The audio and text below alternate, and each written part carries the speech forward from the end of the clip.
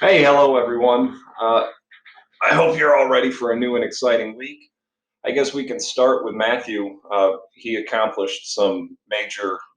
Matthew, you're hitting the screen and it's going crazy, buddy. Don't touch the computer. Oh, Yeah. Anyway, he wants to show you some Legos. So those are a couple of his Legos that he made. What are they, bud? they're solo Legos, and it comes with only three. Show the camera up there. Oh yeah. Show the other one. Pretty cool. And then what minifigures are on there? Well, I don't know their names. Oh, cool. Do you want to say anything else for my students? Have very good work, and I hope um you get excellent handwriting and stuff. Oh, very good. Good work and excellent handwriting. Thank you, Matthew. Go get your work done. Okay. All right. So there's your moment with Matthew. As for me, I got to upload everything today. So this video is probably getting to you in late afternoon, or maybe that's when you wake up. So good morning. But anyway, I've got to upload my entire week, new THS policy. I'll do all of my lectures. I think I'm going to do it in 3 parts today. And then I'll have all my closing questions like normal. I'll give you your THS completion grade. And I won't be able to get that quiz done until, I don't know, more midweek. But just pace yourself through the week. That's how Tom Ball wants it done. So I will comply.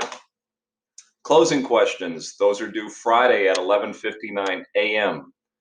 Again, let me say they're due at 11:59 a.m. a.m. a.m. That means morning. That's a minute before noon. I think some of you struggle with the difference still between a.m. and p.m. It's light outside at 11:59 a.m.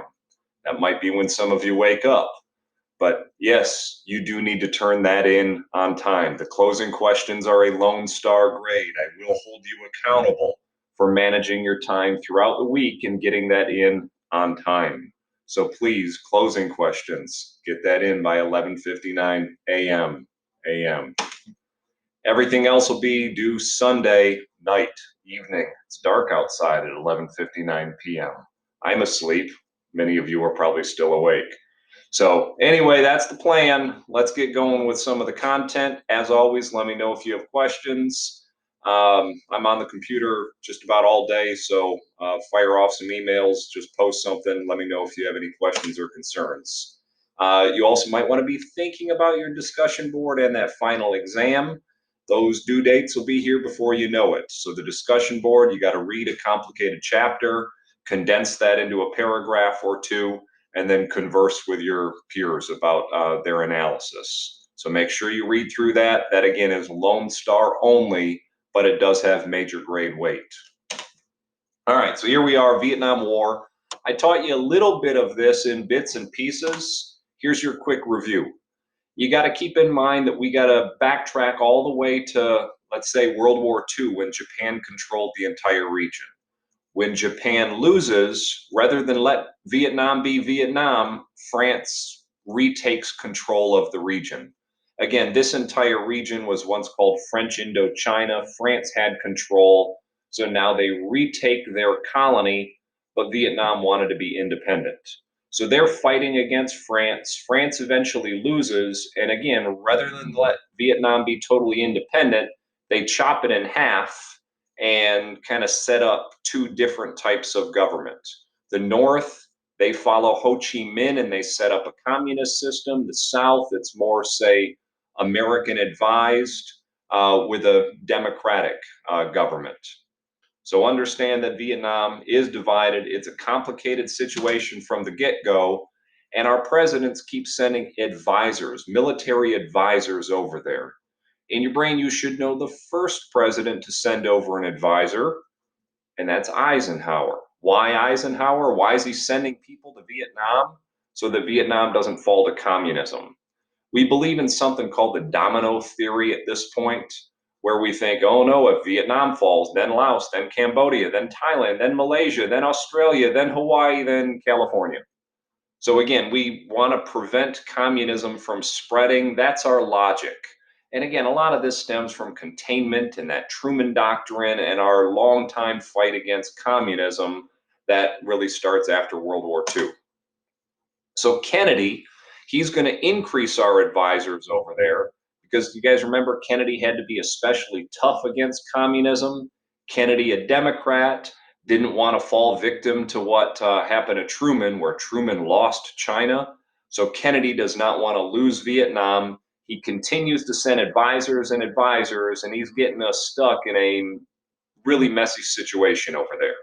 You've got the Viet Cong in the north versus the South Vietnamese army, and it's kind of a civil war that's going on over there with the North and many in the country wanting Ho Chi Minh and communism, but again, the U.S. is not going to allow that to happen. So just kind of think in the 50s, in the early 60s, we are escalating our presence and we're like keeping up a government that the people don't necessarily want in Vietnam. A problem to say the least. Here is where it all escalates. It's in 1964. Lyndon Johnson is now president, and we have an incident in the Gulf of Tonkin. So here's the Gulf of Tonkin, and this incident is a bit controversial because our military advisors were actually performing unauthorized raids against the Viet Cong in the north. So our military advisors are supposed to be advising while they're actually fighting. And you know what? When they fight, the Viet Cong shot back at them. So now that they shoot at us, LBJ says, hey, they're shooting at us. They're shooting at us. This is a big incident and we need to go to war. So understand it's got some controversial origins here, this whole Tonkin Gulf incident. Military advisors not supposed to be fighting. Turns out they were fighting. When shots are exchanged, we claim it's, shooting at us and we need to go to war. Now, this war is actually a undeclared war. This is a really, really interesting one in American history because if you think about our Constitution, the Constitution gives Congress the power to declare war. Well, Congress sidesteps this a bit and they simply pass this Tonkin Gulf Resolution, which you guys have to know, you got to understand this. Congress essentially gives up its power to declare war. They give the president a blank check. He can now do whatever he wants in Vietnam without an official congressional declaration of war. So this Vietnam War that I keep saying, it's not even a war because Congress never declared it. Technically, it's just a conflict. LBJ, he can now do whatever he wants in Vietnam. And LBJ being LBJ, remember, he's the interesting guy using the Johnson treatment and all that weird stuff. He's got some Texas terms as well. He's got a crafty nickname for the Tonkin Gulf Resolution. He calls it Grandma's Nightshirt. Why Grandma's Nightshirt? He says because it covered everything. That's what the Tonkin Gulf Resolution does. It covers everything. He can do whatever he wants in Vietnam without a congressional declaration of war. There's a Grandma's Nightshirt. It covers everything. LBJ, you get it, hopefully. So now that he can do whatever he wants, we start a sustained bombing campaign against Vietnam.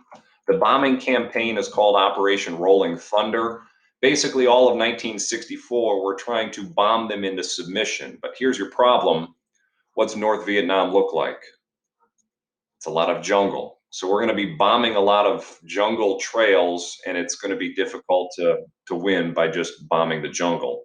Granted, we're also going to be bombing their capital city, but they're not going to surrender simply through a sustained bombing campaign. So with that, by 1965, we start sending over our first troops. Here's the guy in charge, William Westmoreland. I would remember his name. He's just our top commander in Vietnam. And he keeps saying we need more troops, more troops, more troops. And you'll see the trend. We keep sending more troops to Vietnam. Here's how it looks in all. Military advisors, 61, 62, 63. And by our official troops, we get 200,000, and it quickly escalates by 1968. So there's our troop presence. It's going up quickly in Vietnam. At home, not everyone is behind this war. So you see increasing protest where people are saying, hey, this war is not right. We're getting involved in a civil war in Southeast Asia. Um, and it's got a whole lot of controversy the more and more you learn about this. And I would say one major thing that is causing people to go against the US, that's causing people to question this war, it's television. This is the first televised war. When you see it, it's a whole it's a whole different situation than getting like censored news coverage that we got in World War II. This is the first televised war when reporters are embedded with the troops, broadcasting every single day. And now that every family has a television, they see this and they hear the mounting death toll. News broadcasters would close every night by saying, and another 42 people died in Vietnam today. The next night, people are sitting around watching the news, and another 57 people died in Vietnam. Another 22 people died in Vietnam. Think about that day after day after day after day. And then when you see this coverage, it gets a little bit messed up. So you get a whole lot of protesting going on. You see a few of the pictures here. And the anti war demonstrations really start to increase where people are getting to the point where they refuse to like be drafted. They'll burn their draft cards in defiance of being drafted. Some people will go to Canada. Some people, just will try to claim they're a conscientious objector or a CO. So it's not a popular war in the United States. This is one way where people are learning about it. They're called chins. A lot of college campuses, they would actually teach the students of what's going on in Vietnam. And the more you learn, the more messed up it gets. From us preventing like an election in Vietnam to propping up DM, who's a Catholic in a Buddhist country, who is a bit of, uh, a guy who's not popular among the people. So just understand that the more you learn, the more you question our involvement in Vietnam. There's a guy burning his draft card. Burn draft cards, not children. Wait till you see some of the pictures that emerge where, sure enough, kids are going to be hit in this war. And again, the media is there. It's all recorded. It's televised. There are pictures of it. I'll show you some of these pictures. In addition, the draft tends to draft more poor or minorities. You got to figure out why.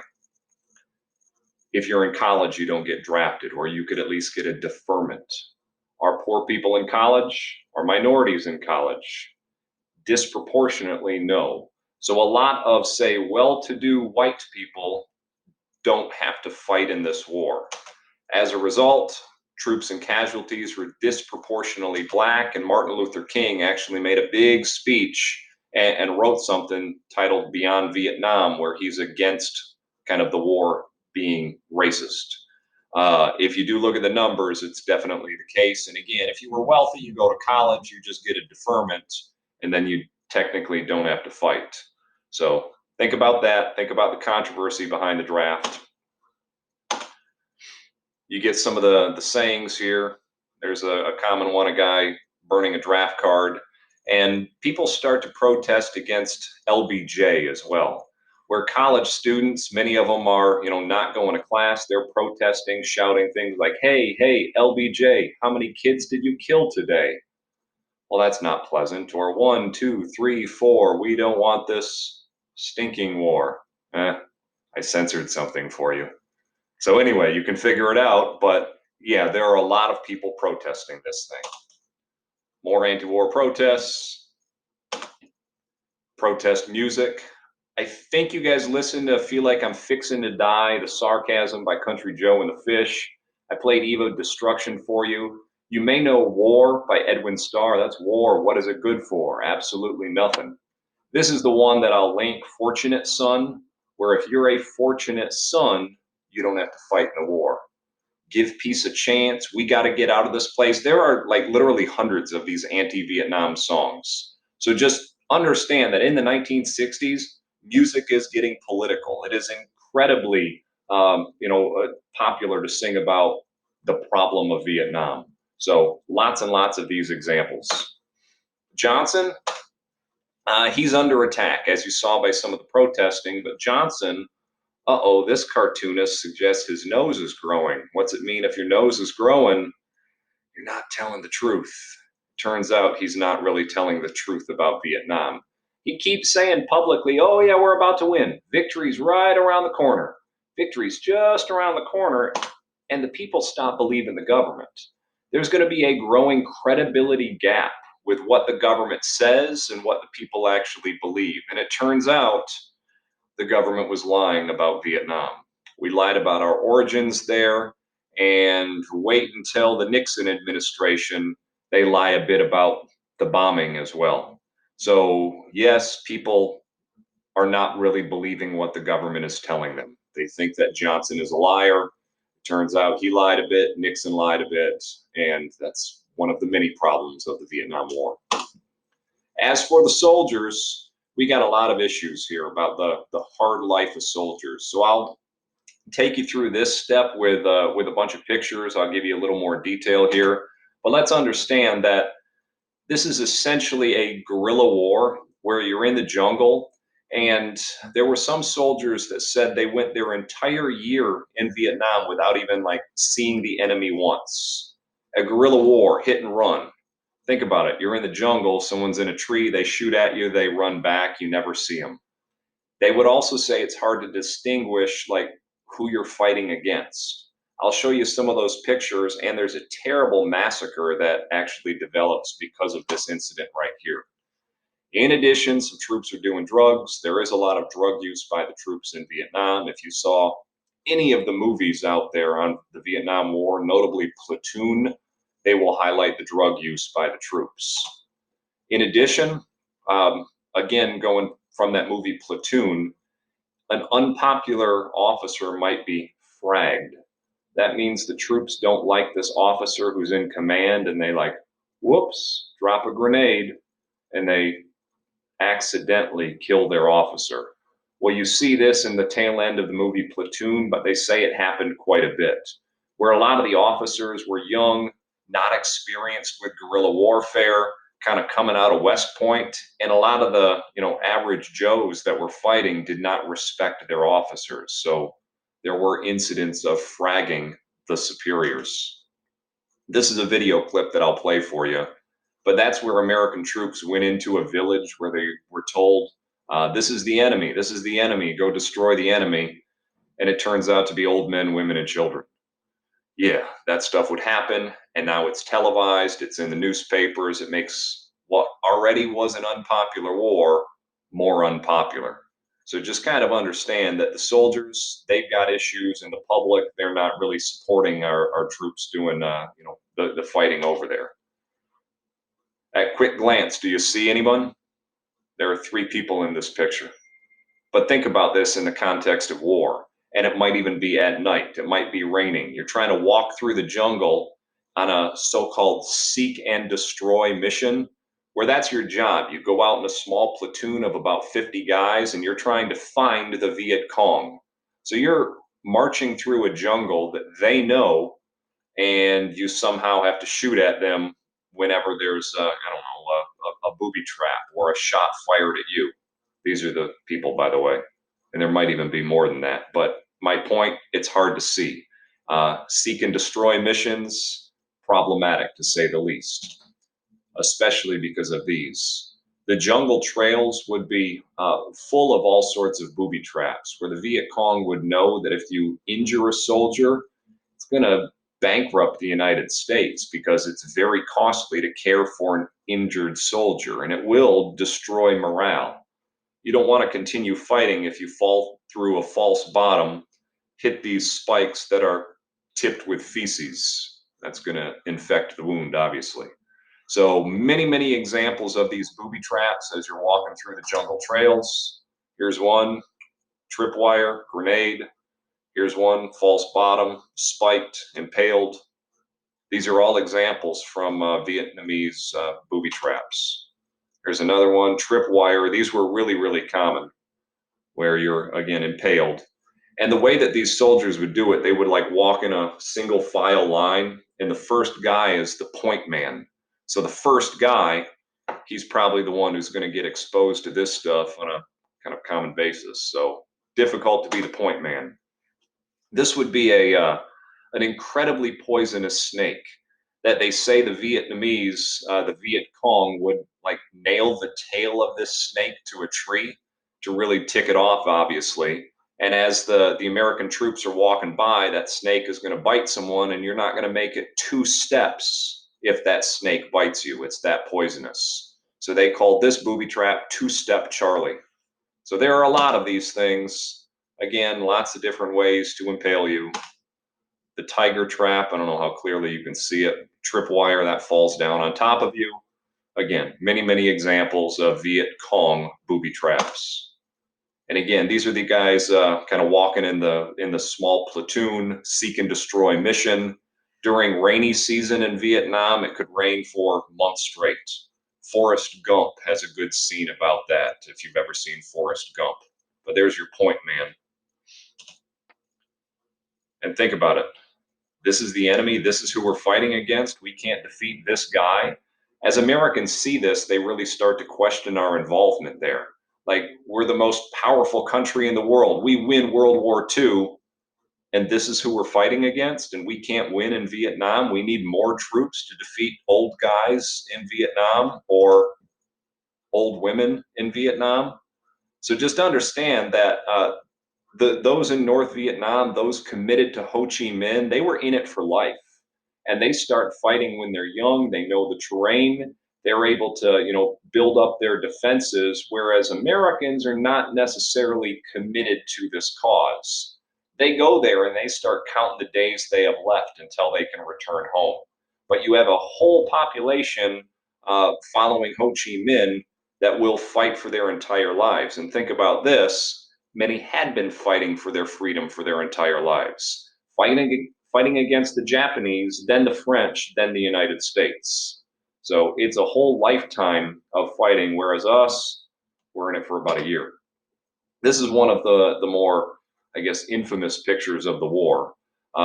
They wrote an entire book about this. This is front pages of all of the newspapers. But the United States, we actually bombed this village that turns out to have a bunch of kids in it. We dropped napalm on the village, which would be like a jelly-like substance that burns upon impact, and it's clearly traumatic, as you can see. This girl ended up surviving. They wrote a whole book about her experience and the famed picture that they say does more than anything else in changing the minds of Americans who saw this. People see this picture and they're like, what are we doing in Vietnam? So just think about that impact. Clearly, it's a powerful picture.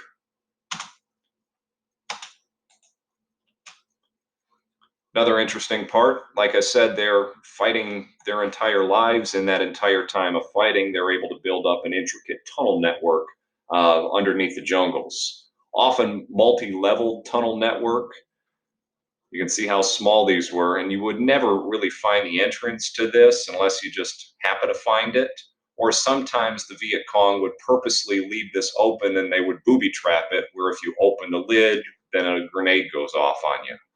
So understand that when we bomb, they just go underground, and they could easily, hit and run, attack us as we're marching single file, go back into the tunnel, and we'll never find them. When we would eventually find a tunnel, this would be a tunnel rat, which they say is the most dangerous job in the war. You go headfirst into a tunnel, flashlight and a gun, you don't know what you're going to encounter. Clearly a difficult situation. Oh, here's this My Lai massacre that I'll give you about a 5-minute video clip later. But those are the pictures, front page of everything. These are old men, women, and children who were killed. Americans were told this is the enemy.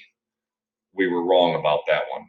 So difficult war, to say the least, graphic pictures, but you got to understand these graphic pictures, Americans are not only seeing this, they're seeing video footage of it every single day.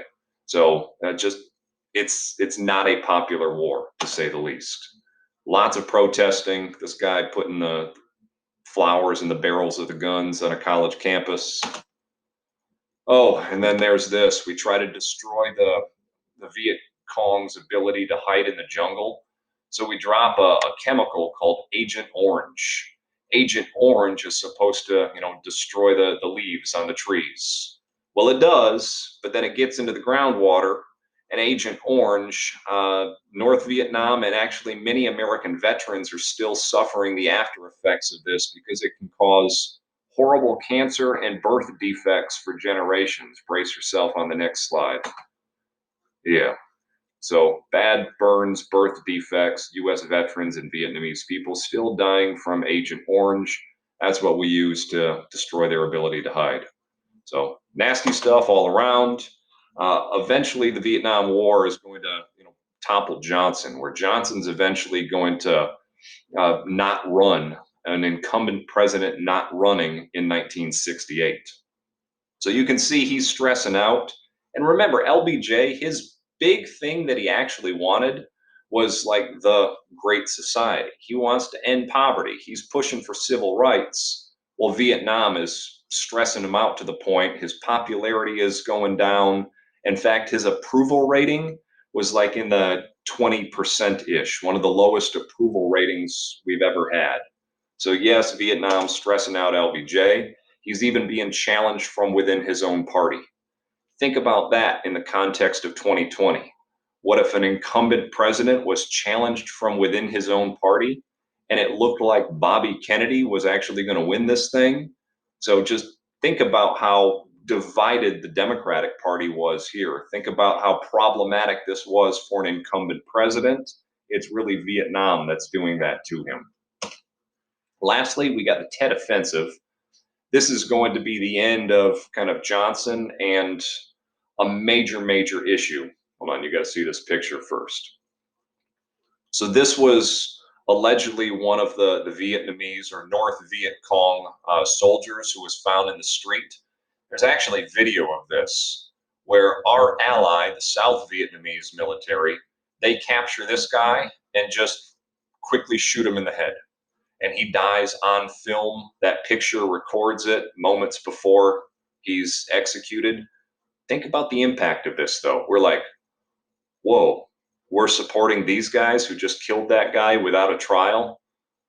Kind of messed up. And it's recorded, it's on the news, people see it. So, yet one more messed up thing about Vietnam. Well, this Tet Offensive, we're in 1968, and the war is like supposed to be almost done because victory's around the corner, right? Victory around the corner, victory around the corner. Well, by 1968, victory's not around the corner. The Viet Cong attacked every one of these bases in the South. How's victory right around the corner when they're able to go into South Vietnam and attack every single American base? Again, they use guerrilla tactics, so they kind of hit and run. Eventually, we push them back, but it's a major political victory for the Viet Cong. So they say that this Tet Offensive is the turning point of the war. It's a turning point because it shows that victory is not around the corner. They can still put up a huge fight. Think about the impact of this picture, that video. It's another turning point when people are like, you mean this is who we're supporting? A guy that's just going to shoot someone in the head? So this Tet Offensive in 1968, it's going downhill from here. Got to remember Tet Offensive, though. Johnson's out by 1968. That's going to lead us into this incredibly chaotic Democratic convention because you have an incumbent president who chooses to not run again. So the Democratic field is going to be wide open. And I think I need to elaborate on that in my second upload, which is coming in a little bit. But we'll call this good for part one. Again, I've got closing questions that go with all of this. I've got video clips. I've got some music. But part two, I'll kind of go into some domestic politics, and then we'll discuss Nixon and Vietnam.